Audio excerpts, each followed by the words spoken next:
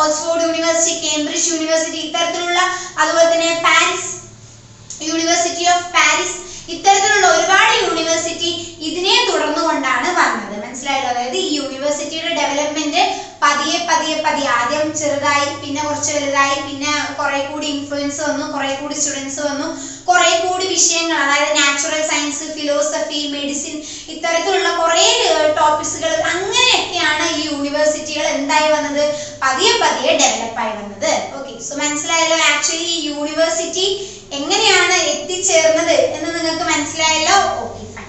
ഇനി നമുക്ക് നോക്കാം നമ്മുടെ നിലവിലുള്ള അഥവാ പുരാതനമായി നമ്മൾ കണ്ടുവരുന്ന ചില യൂണിവേഴ്സിറ്റികളും അവയുടെ പ്രത്യേകതകളുമാണ് നമ്മൾ ഇനി നോക്കാൻ പോകുന്നത്. അതിൽ ഒന്നാമതായി നിൽക്കുന്നത് നമുക്ക് എല്ലാവർക്കും അറിയാവുന്ന ഓക്സ്ഫോർഡ് യൂണിവേഴ്സിറ്റിയാണ്. ഓക്കെ, സോ അതായത് ഓക്സ്ഫോർഡ് യൂണിവേഴ്സിറ്റി എങ്ങനെയാണ് നിർമ്മിച്ചത്, ആരാണ്, ഏത് കാലഘട്ടത്താണ് എന്നൊക്കെയാണ് നമ്മൾ ഇനി നോക്കാൻ പോകുന്നത്. The oldest English speaking university in the world അല്ലേ, അത്തരത്തിലുള്ള ഒരു പദവി നേടിയെടുത്ത ഒരു യൂണിവേഴ്സിറ്റിയാണ് ഏത്, ഓക്സ്ഫോർഡ് യൂണിവേഴ്സിറ്റി എന്ന് പറയുന്നത്. ഓക്കെ, ആക്ച്വലി ഇത് എന്നാണ് ഇതിന്റെ ഫൗണ്ടേഷൻ അഥവാ ഇതിന്റെ നിർമ്മാണം ഏത് കാലഘട്ടത്തിലാണ് എന്നുള്ളതിന് ക്ലിയർ ആയിട്ടുള്ള ഒരു എവിഡൻസ് നമുക്ക് ഇല്ല. പക്ഷെ എന്നിരുന്നാലും 1196 ഈ ഒരു കാലഘട്ടത്ത് ഇത് എന്തായിരുന്നു എസ്റ്റാബ്ലിഷ് ചെയ്തിരുന്നു എന്നാണ് നമുക്ക് അറിയാൻ സാധിച്ചത്. മനസ്സിലായല്ലോ.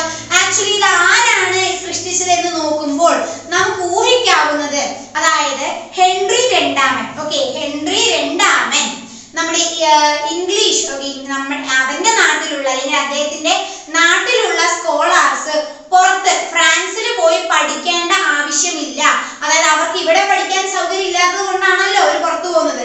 സോ അങ്ങനെ ഇവിടെ അവർക്ക് സൗകര്യം ഏർപ്പാടാക്കി കൊടുക്കാം എന്നുള്ള ആ ഒരു കോൺസെപ്റ്റിലാണ് ഈ ഓക്സ്ഫോർഡ് യൂണിവേഴ്സിറ്റിന്റെ എസ്റ്റാബ്ലിഷ്മെന്റ് നടക്കുന്നത് അഥവാ നടത്തിയത് എന്നാണ് നമ്മൾ വിശ്വസിക്കുന്നത്. ഓക്കെ, സോ ഇപ്പൊ മനസ്സിലായല്ലോ എങ്ങനെയാണ് ഈ ഓക്സ്ഫോർഡ് യൂണിവേഴ്സിറ്റി നിലവിൽ വന്നത് എന്നത്. ഇനി നമുക്ക് നോക്കാം ഓക്സ്ഫോർഡ് യൂണിവേഴ്സിറ്റിന്റെ എക്സാക്ട് ലൊക്കേഷൻ നമുക്ക് നോക്കുകയാണെങ്കിൽ ലണ്ടനിൽ നിന്നും, ഓക്കെ, ഇന്നത്തെ നമ്മൾ കാണുന്ന ലണ്ടനിൽ നിന്നും 50 മൈൽസ് ദൂരേക്ക് പോകുന്ന അത്തരത്തിലുള്ള ഒരു ലൊക്കേഷനിലാണ് ഓക്സ്ഫോർഡ് യൂണിവേഴ്സിറ്റി നിലനിൽക്കുന്നത്. അതായത് റിവർ തേംസ് നദീ തീരത്താണ് എന്ത് സ്ഥിതി ചെയ്യുന്നത്, ഓക്സ്ഫോർഡ് യൂണിവേഴ്സിറ്റി സ്ഥിതി ചെയ്യുന്നത്. മാത്രമല്ല ഈ ഓക്സ്ഫോർഡ് യൂണിവേഴ്സിറ്റിയുടെ സ്റ്റൈൽ അഥവാ അത് നിർമ്മിച്ചിരിക്കുന്ന സ്റ്റൈൽ എന്ന് പറയുന്നത് university of Paris. Okay, university of പാരീസിന്റെ ആ ഒരു മോഡൽ സ്റ്റൈലിലാണ് ഓക്സ്ഫോർഡ് യൂണിവേഴ്സിറ്റി എന്ത് ചെയ്തിരിക്കുന്നത്, പണി കഴിപ്പിച്ചിരിക്കുന്നത്. ഈ ഓക്സ്ഫോർഡ് യൂണിവേഴ്സിറ്റി തുടങ്ങുമ്പോൾ തന്നെ അവിടെ പഠിപ്പിച്ചു കൊണ്ടുവന്നത് എന്തായിരുന്നു, മെഡിസിൻ, അതേപോലെ തന്നെ ഫിലോസഫി, അതുപോലെ തന്നെ തിയോളജി, ഇത്തരത്തിലുള്ള ടോപ്പിക്കുകൾ അല്ലെങ്കിൽ ഇത്തരത്തിലുള്ള വിഷയങ്ങളായിരുന്നു ഓക്സ്ഫോർഡ് യൂണിവേഴ്സിറ്റിയിൽ എന്ത് ചെയ്ത് വന്നത്, പഠിപ്പിച്ചു കൊണ്ടുവന്നത്. മനസ്സിലായല്ലോ. യഥാർത്ഥത്തിൽ ആക്ച്വലി ഒരു 12ാം നൂറ്റാണ്ടിന്റെ അവസാനമാകുമ്പോഴേക്കും ഓക്സ്ഫോർഡ് യൂണിവേഴ്സിറ്റിന്റെ എസ്റ്റാബ്ലിഷ്മെന്റ് പൂർണ്ണമായിട്ടും എന്ത് ചെയ്തു എന്നാണ്, പൂർണ്ണമായിട്ടും കംപ്ലീറ്റ് ആയി എന്നതാണ്. മനസ്സിലായല്ലോ. ഇനി ഈ യൂണിവേഴ്സിറ്റിയുടെ സ്റ്റുഡൻസ് അഥവാ ആ സ്റ്റുഡൻസ് എങ്ങനെയാണ് പഠിച്ചിരുന്നത് എന്ന് നമുക്ക് നോക്കുമ്പോൾ ആക്ച്വലി അവരൊരു അപ്പാർട്ട്മെന്റ് എടുത്തിട്ട് അവിടെ താമസിക്കാനായിരുന്നു. ഓക്കെ, വളരെ കുറവ് കുട്ടികൾ മാത്രമേ എന്ത് ചെയ്തുള്ളൂ, അവരുടെ പാരന്റ്സിന്റെ ഒപ്പം നിന്ന് പഠിച്ചിട്ടുള്ളൂ. മനസ്സിലായല്ലോ. അല്ലാത്ത പക്ഷം അവര് ആരുടെ അടുത്തായിരുന്നു, ട്യൂട്ടേഴ്സ്, അതായത് അവരെ പഠിപ്പിക്കുന്ന അധ്യാപകരുടെ ഒപ്പമായിരുന്നു. മനസ്സിലായല്ലോ. സോ ഇങ്ങനെയാണ് അഥവാ ഇത്തരത്തിലാണ് ഓക്സ്ഫോർഡ് യൂണിവേഴ്സിറ്റിയുടെ നിർമ്മാണം. മനസ്സിലായല്ലോ. ഓക്കെ, ഇനി നമുക്ക് നോക്കാം മറ്റൊരു യൂണിവേഴ്സിറ്റി, അത്രയും പ്രൊമിനന്റ് ആയിട്ടുള്ള മറ്റൊരു യൂണിവേഴ്സിറ്റിയാണ് കേംബ്രിഡ്ജ് യൂണിവേഴ്സിറ്റി. അല്ലെ, നമുക്ക് എല്ലാവർക്കും അറിയാം കേംബ്രിഡ്ജ് യൂണിവേഴ്സിറ്റി. ഇനി ഈ കേംബ്രിഡ്ജ് യൂണിവേഴ്സിറ്റി എവിടെയാണ് സ്ഥിതി ചെയ്യുന്നത് നോക്കുമ്പോൾ, അതായത് കേം നദീ തീരത്താണ് എന്ത് സ്ഥിതി ചെയ്യുന്നത്, കേംബ്രിഡ്ജ് യൂണിവേഴ്സിറ്റി സ്ഥിതി ചെയ്യുന്നത്. മാത്രമല്ല ലണ്ടനിൽ നിന്നും നോർത്ത് ഭാഗത്തേക്ക് 50 മൈൽസ് പോയാൽ കേം നദീ തീരത്താണ് കേംബ്രിഡ്ജ് യൂണിവേഴ്സിറ്റി അവരുടെ എക്സാക്ട് ലൊക്കേഷൻ എന്ന് പറയുന്നത്. ഓക്സ്ഫോർഡ് യൂണിവേഴ്സിറ്റിനെ പോലെ തന്നെ അത്രയും കാലപ്പഴക്കവും അത്രയും ഹിസ്റ്ററി ഒന്നും കേംബ്രിഡ്ജ് യൂണിവേഴ്സിറ്റിന് ഇല്ലെങ്കിൽ പോലും നമുക്ക് പ്രധാനപ്പെട്ട ചില യൂണിവേഴ്സിറ്റികളുടെ ലിസ്റ്റിൽ തന്നെ പെട്ട ആളാണ് ആര്, നമ്മുടെ കേംബ്രിഡ്ജ് യൂണിവേഴ്സിറ്റി എന്ന് പറയുന്നത്. ഓക്കെ, സോ നമുക്ക് നോക്കാം ഇതിന്റെ അഥവാ കേംബ്രിഡ്ജ് യൂണിവേഴ്സിറ്റിന്റെ ചരിത്രം നമ്മൾ പരിശോധിക്കുകയാണെങ്കിൽ നമുക്ക് കാണാൻ സാധിക്കുന്നത് കേംബ്രിഡ്ജിലോട്ട് എത്തിച്ചേർന്ന കുറച്ച് സ്റ്റുഡൻസ് അവർക്ക് പഠിക്കാൻ സൗകര്യമുള്ള പോലെ, ഓക്കെ, പഠനത്തിനായുള്ള സൗകര്യത്തിനനുസരിച്ച് ഇവർ യൂണിവേഴ്സിറ്റി ഓഫ് ഫ്രാൻസ്, അതുപോലെ തന്നെ യൂണിവേഴ്സിറ്റി ഓഫ് ഇറ്റലി, അതേപോലെ തന്നെ ഓക്സ്ഫോർഡ് യൂണിവേഴ്സിറ്റി ഇത്തരത്തിലുള്ള സ്റ്റൈലുകളെ പിന്തുടർന്നുകൊണ്ട് അവിടെ ഒരു യൂണിവേഴ്സിറ്റി അഥവാ കേംബ്രിഡ്ജിൽ ഒരു യൂണിവേഴ്സിറ്റി അവര് എസ്റ്റാബ്ലിഷ് ചെയ്തു വരികയാണ്. മനസ്സിലായല്ലോ? ഇങ്ങനെയാണ് ആക്ച്വലി കേംബ്രിഡ്ജ് യൂണിവേഴ്സിറ്റിന്റെ ഉത്ഭവം എന്ന് പറയുന്നത്. അങ്ങനെ അത്തരത്തിൽ ഒരുപാട് ശ്രമങ്ങൾക്കൊടുവിൽ, മനസ്സിലായല്ലോ, ഒരുപാട് ശ്രമങ്ങൾക്കൊടുവിൽ അവർ എന്ത് ചെയ്യുകയാണ്, അതങ്ങനെ പൂർത്തിയാക്കി എസ്റ്റാബ്ലിഷ് ചെയ്ത് വരികയാണ്. അതേപോലെ തന്നെ അവർക്ക് അവിടെ കേംബ്രിഡ്ജ് അവിടെ സ്റ്റേ ചെയ്ത് പഠിക്കാനുള്ള പെർമിഷനും ഈ സ്റ്റുഡൻസ് എന്ത് ചെയ്യുകയാണ്, നേടിയെടുക്കുകയാണ്. മനസ്സിലായല്ലോ? അതേപോലെ തന്നെ ഇത്തരത്തിൽ അങ്ങനെ ഒരുപാട് പോയതിനു ശേഷം, അതായത് ഒരുപാട് ടോപ്പിക്സുകളാണ് അവിടെ പഠിപ്പിച്ചിട്ടുണ്ടായിരുന്നത്. അതായത് മെഡിസിൻ, അതുപോലെ തന്നെ ഫിലോസഫി, ഇത്തരത്തിലുള്ള കുറച്ച് ടോപ്പിക്സുകളായിരുന്നു ആദ്യം അവരെന്ത് ചെയ്തത്, ഫോക്കസ് ചെയ്തു പോയത്. പിന്നീട് കാലങ്ങൾക്ക് ശേഷം, പിന്നെ അടുത്ത 3 സെഞ്ചുറികൾക്ക് ശേഷം വീണ്ടും ഒരു 15 കോളേജസ് കൂടി എന്ത് ചെയ്യുകയാണ്, അവിടെ ഉത്ഭവിച്ച് വരികയാണ്. അത്തരത്തിലാണ് കേംബ്രിഡ്ജ് യൂണിവേഴ്സിറ്റിയുടെ എസ്റ്റാബ്ലിഷ്മെന്റ്. പിന്നീട് പോപ്പിൽ നിന്നും, ആരാണ് പോപ്പ്, റോമിലെ അല്ലെ, പോപ്പിൽ നിന്നും ഒഫീഷ്യൽ ആയിട്ടുള്ള റെക്കഗ്നൈസേഷൻ എന്തിന് ലഭിക്കുകയാണ്, കേംബ്രിഡ്ജ് യൂണിവേഴ്സിറ്റിക്ക് ലഭിക്കുകയാണ്. മനസ്സിലായല്ലോ? സോ ഇത്തരത്തിലാണ്, ഇതാണ് ആക്ച്വലി കേംബ്രിഡ്ജ് യൂണിവേഴ്സിറ്റിയുടെ ചരിത്രം, ഹിസ്റ്ററി എന്ന് പറയും. ഓക്കെ, സോ ഇനി നമ്മൾ നോക്കാൻ പോകുന്നതാണ് കരിക്കുളം. നമ്മൾ ഡിസ്കസ് ചെയ്യാൻ പോകുന്ന ടോപ്പിക്കാണ് കരിക്കുളം. എന്താണ് ഈ കരിക്കുളം? പാഠ്യപദ്ധതി. മനസ്സിലായല്ലോ? എന്താണ് പാഠ്യപദ്ധതി? അതായത് ഇപ്പൊ ഞാൻ ഈ പറഞ്ഞ ഇത്രയും യൂണിവേഴ്സിറ്റിയില് പാഠ്യപദ്ധതികൾ ഉണ്ടാവില്ലേ, എന്നാൽ ഒരു സമയമായപ്പോഴേക്കും ഈ പാഠ്യപദ്ധതിയിൽ എന്ത് വന്നു തുടങ്ങി, മാറ്റങ്ങൾ വരാൻ തുടങ്ങി. അതെങ്ങനെ ഈ പാഠ്യപദ്ധതിയിൽ, അഥവാ നമ്മളിപ്പോ സിലബസ് മാറി എന്നൊക്കെ പറയില്ലേ, അതുപോലൊക്കെ തന്നെ പാഠ്യപദ്ധതിയിൽ എങ്ങനെയാണ് ആ കാലത്ത് മാറ്റം വന്നത്? അതായത് റിനൈസൻസ്, നവോത്ഥാനത്തിന്റെ ഇൻഫ്ലുവൻസ് വന്നു തുടങ്ങിയ ഒരു കാലഘട്ടമായിരുന്നു ഇത്.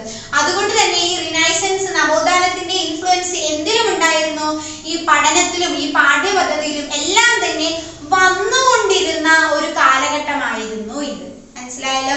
സോ അതുവരെയും എന്തായാലും ട്രഡീഷണൽ രീതിയിലുള്ള പഠനങ്ങളാണ് അവർ നടത്തിയതെങ്കിൽ റിനൈസൻസിന്റെ വരവോടുകൂടി അല്ലെങ്കിൽ അതിന്റെ ഇൻഫ്ലുവൻസോടുകൂടി എന്തായി, പാഠ്യപദ്ധതികളിൽ we have seen great changes. Okay, വളരെ വലിയ മാറ്റങ്ങൾ തന്നെ നമുക്ക് കാണാൻ സാധിച്ചിരുന്നു.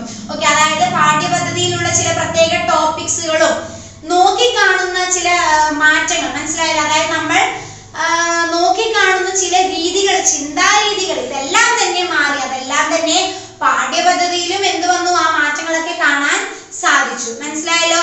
അങ്ങനെ ഈ പാഠ്യപദ്ധതി ഇത്രയും ഇൻഫ്ലുവൻസോട് കൂടി തന്നെ ഈ പാഠ്യപദ്ധതി തന്നെ നമുക്ക് രണ്ടായിട്ട് ആ കാലഘട്ടത്തെ എന്ത് ചെയ്തിരുന്നു, ഡിവൈഡ് ചെയ്തിട്ടുണ്ടായിരുന്നു. അതാണ് ട്രിവിയം ആൻഡ് ക്വാഡ്രിവിയം. മനസ്സിലായല്ലോ? ട്രിവിയം ആൻഡ് ക്വാഡ്രിവിയം എന്ന് പറയുന്നത്, അതായത് ഇത് രണ്ടും ആക്ച്വലി എന്താണ്, 2 സെഗ്മെന്റ്സ് ആണ്. ഈ 2 സെഗ്മെന്റ്സിലും വിവിധ തരത്തിലുള്ള ടോപ്പിക്സുകളായിരിക്കും പഠിക്കുക, അഥവാ പഠിച്ചുകൊണ്ടിരിക്കുക, പഠിപ്പിക്കുക. മനസ്സിലായല്ലോ? ഏറെക്കുറെ ഒരു ഡിഗ്രീനെ പോലെ, ഇത്ര വർഷത്തിനുള്ള ഡിഗ്രി, അത്തരത്തിലാണ് ഈ ട്രിവിയവും അതുപോലെ തന്നെ ക്വാഡ്രിവിയവും എന്ത് ചെയ്തിരിക്കുന്നത്, ക്ലാസിഫൈ ചെയ്തിരിക്കുന്നത്. ഓക്കെ, സോ നമുക്ക് നോക്കാം ട്രിവിയത്തിലുള്ള ഏതൊക്കെ വിഷയങ്ങളാണ് ട്രിവിയത്തിന്റെ അണ്ടറിൽ വരുന്നത് നോക്കാം. അതായത് ഗ്രാമർ, അതുപോലെ തന്നെ റെട്ടോറിക്, അതുപോലെ തന്നെ ലോജിക് അഥവാ ഡയലക്ട്സ്, ഇത്തരത്തിലുള്ള ടോപ്പിക്കുകളാണ് ട്രിവിയം എന്ത് ചെയ്യുന്നത്, പഠിപ്പിക്കുന്നത് അഥവാ ഡിസ്കസ് ചെയ്യുന്നത്. മനസ്സിലായല്ലോ? ഇവിടെ ഗ്രാമർ പഠിപ്പിക്കുക എന്നതുകൊണ്ട് എന്താണ് ഉദ്ദേശിക്കുന്നത്, അതായത് ലാംഗ്വേജ് സ്കിൽ എന്ത് ചെയ്യുക, കുറച്ചുകൂടി ഇംപ്രൂവ് ചെയ്യുക, അഥവാ ഒട്ടും അറിയാത്തവർക്ക് ആ ലാംഗ്വേജ് സ്കിൽ എന്ത് ചെയ്തെടുക്കാൻ സാധിക്കണം, ഡെവലപ്പ് ചെയ്തെടുക്കാൻ സാധിക്കണം.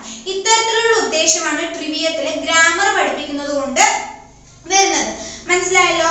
മാത്രമല്ല ഈ 4 വർഷത്തെ ട്രിവിയം, ഓക്കെ, ആക്ച്വലി ട്രിവിയം എത്ര വർഷമാണ്, 4 വർഷമാണ്. ഈ 4 വർഷം കംപ്ലീറ്റ് ആക്കുന്ന ഒരു സ്റ്റുഡന്റിന് ഒരു ഡിഗ്രി, ഓക്കെ, ഒരു ഡിഗ്രി ഹോൾഡർ അഥവാ അദ്ദേഹം അല്ലെങ്കിൽ ആ സ്റ്റുഡന്റിന് ഡിഗ്രി കംപ്ലീറ്റ് ചെയ്ത ആ ഒരു സർട്ടിഫിക്കറ്റ് കൂടി ആ കുട്ടിക്ക് എന്ത് ചെയ്യുന്നതാണ്, ലഭിക്കുന്നതാണ്. പിന്നീട് ഈ ഒരു സർട്ടിഫിക്കറ്റ് അഥവാ ഈ ട്രിവിയത്തിന്റെ ഈ സർട്ടിഫിക്കറ്റ് കൊണ്ട് ഈ സ്റ്റുഡന്റിന് എന്ത് ചെയ്യാം, മാസ്റ്റേഴ്സ് ഡിഗ്രി എടുക്കാനായിട്ട് സാധിക്കും. ഇപ്പൊ മനസ്സിലായല്ലോ? ഇതാണ് ട്രിവിയത്തിൽ വരുന്ന കാര്യങ്ങൾ, അഥവാ ട്രിവിയത്തിന്റെ അണ്ടറിൽ വരുന്ന കുറച്ച് ഗോൾസ് ഇതൊക്കെയാണ്. ഇനി നമുക്ക് നോക്കാം ക്വാഡ്രിവിയം, അല്ലെ, രണ്ടാമത്തേതാണ് ക്വാഡ്രിവിയം.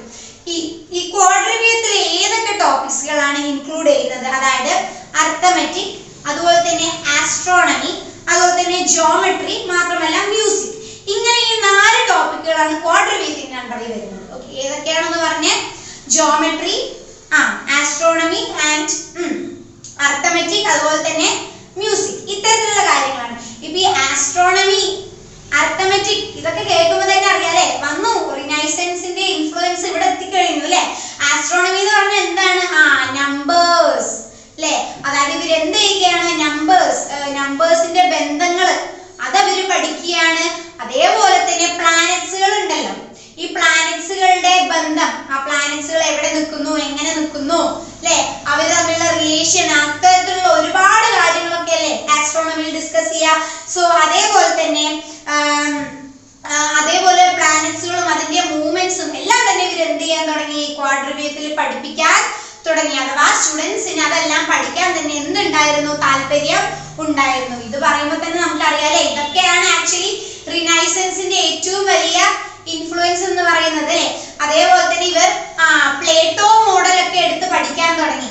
ഓക്കെ, ആക്ച്വലി അതൊക്കെ റിനൈസൻസിന്റെ ഒരു സംഭാവനയാണത്. അപ്പോൾ പ്ലേറ്റോ മോഡലൊക്കെ ഇവരെടുത്ത് പഠിക്കുമ്പോൾ ഇവിടെ ഇവരുടെ കറിക്കുളം അഥവാ ഇവരുടെ പാഠ്യപദ്ധതികളിൽ എത്രത്തോളം മാറ്റങ്ങൾ വന്നിരുന്നു എന്ന് നമുക്ക് മനസ്സിലാക്കാൻ വളരെ വലിയ രീതിയിൽ തന്നെ സാധിക്കുമായിരുന്നു. ഓക്കെ, ജോമെട്രിയും അതേപോലെ തന്നെ നമ്പേഴ്സ് അല്ലെ, ഞാൻ പറഞ്ഞല്ലോ നമ്പേഴ്സ് അവരുടെ അങ്ങനെ അത്തരത്തിലുള്ള പഠന രീതി, അതേ മ്യൂസിക്, ആസ്ട്രോണമി ഇത്തരത്തിലുള്ള കാര്യങ്ങളൊക്കെയാണ് എന്തിന്റെ അണ്ടറിൽ വന്നത്? ക്വാഡ്രവ്യൂത്തിന്റെ അണ്ടറിൽ പഠിപ്പിക്കുന്നത്. അപ്പൊ മനസ്സിലായല്ലോ. ആക്ച്വലി ഇന്ന് നമ്മൾ കാണുന്ന യൂണിവേഴ്സിറ്റീസും കോളേജസും ഒക്കെ ആരുടെ സംഭാവനയാണ്? ആക്ച്വലി യൂറോപ്യൻസിന്റെ അല്ലെ. ഓക്കെ, സോ ഇത്രയും കാര്യങ്ങളുള്ളൂ ഈ ഒരു ലെസണിൽ. നിങ്ങളൊന്ന് മനസ്സിലാക്കി വെക്കുക.